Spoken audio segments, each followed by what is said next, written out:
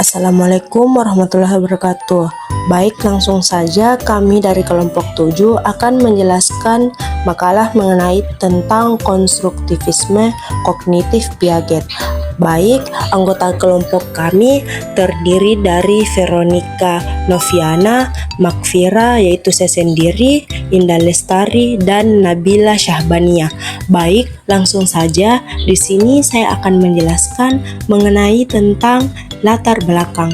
Pendidikan merupakan proses yang tidak hanya menekankan pada penyampaian informasi, tetapi juga pada bagaimana peserta didik membangun pengetahuan berdasarkan pengalaman dan interaksi dengan lingkungannya. Salah satu teori yang memberikan dasar kuat dalam memahami cara belajar adalah teori konstruktivisme kognitif yang dikemukakan oleh Jean Piaget.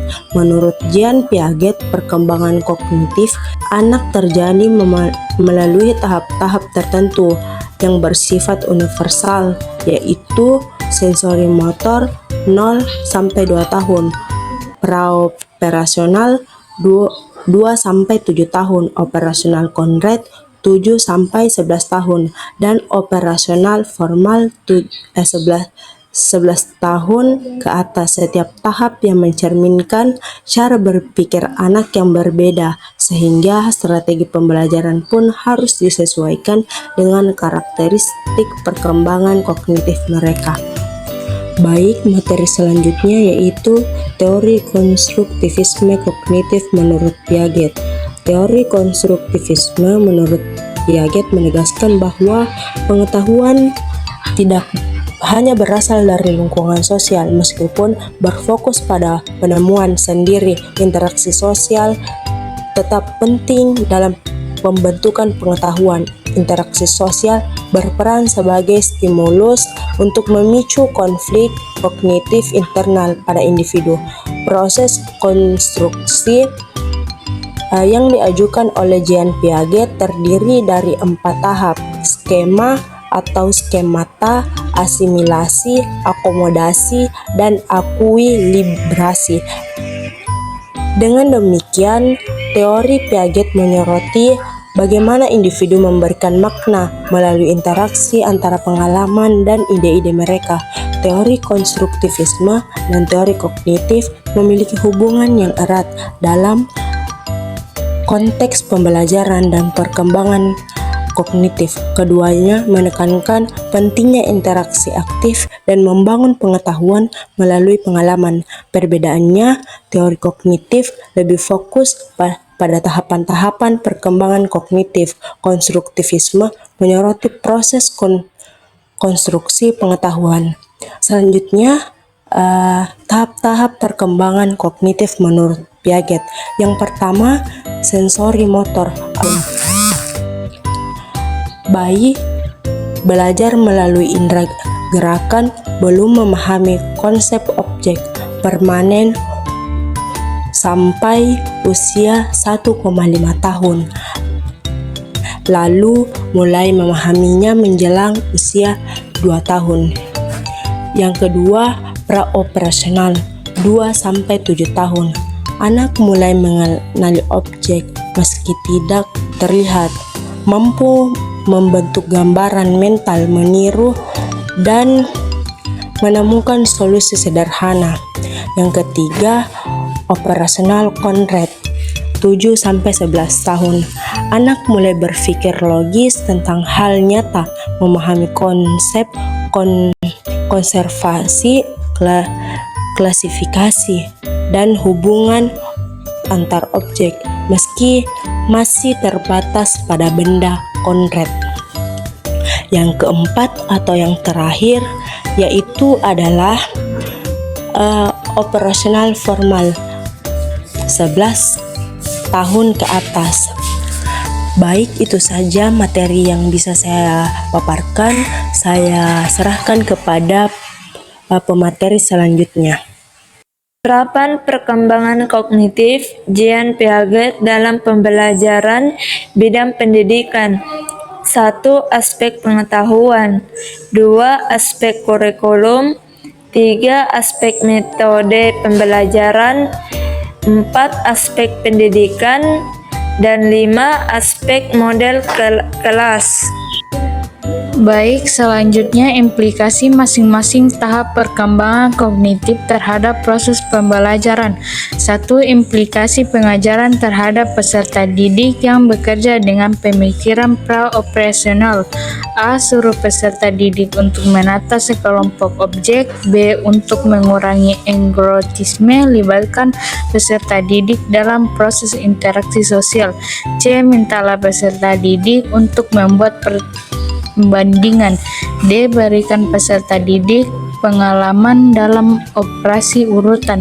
E. Suruh peserta didik menggambarkan pemandangan dengan perspektif. F. Buatlah lereng yang menurun atau bukit kecil. D. Mintalah peserta didik untuk memberikan alasan dari jawaban mereka ketika mereka mengambil keputusan. Yang kedua, implikasi pengajaran terhadap anak yang bekerja dengan pemikiran operasional konkret. A. Dorong peserta didik untuk menemukan konsep dan prinsip. B. Lihatkan peserta didik dalam tugas operasional. C. Rencanakan aktivitas di mana siswa berlatih konsep. Mengurutkan hierarki secara menaik atau menurun. D. Lakukan aktivitas yang membutuhkan kegiatan mempertahankan area berat dan isi. E. Suruh peserta didik mengurutkan sesuatu dan kemudian membalikkan urutan tersebut. Yang ketiga, implikasi pengajaran terhadap anak yang bekerja dengan pemikiran operasional formal. A. Sadari bahwa banyak peserta didik bukan pemikiran operasional formal yang sempurna. B. Ajukan sebuah personal dan ajak peserta didik untuk menyusun hipotesis tentang cara memecahkannya. C. Sajikan sebuah problem dan saran beberapa cara untuk mengatasinya. D. Pilih problem tertentu yang sudah dikenal baik oleh peserta didik di kelas dan ajukan pertanyaan yang berkaitan dengannya. E. Suruh peserta didik untuk mendiskusikan kesimpulan mereka yang terdahulu. F. Buat semacam proyek dan investigasi untuk dilaksanakan oleh peserta didik. G. Dorong peserta didik untuk menyusun penjelasan hierarkis untuk ditulis.